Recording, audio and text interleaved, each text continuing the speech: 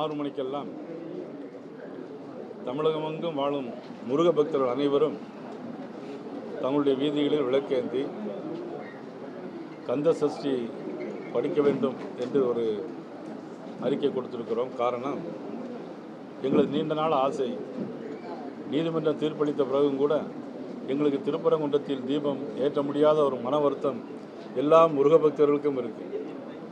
ஆகவே முருக பக்தர்கள் அனைவரும் திருப்பரங்குன்றத்தில் தீபம் ஏற்றுவதற்கு, இறைவனை வேண்டுவதற்காக இன்று மாலை 6 மணிக்கு எல்லா பொது இடங்களிலும் எல்லோரும் சேர்ந்து, தனித்தனியாக இல்லாமல் ஒரு தெருவில் வசிக்கின்ற எல்லா மக்களும் ஒன்று சேர்ந்து கந்த சஷ்டி படிக்க வேண்டும் என்ற ஒரு வேண்டுகோளை வைத்திருக்கிறோம்.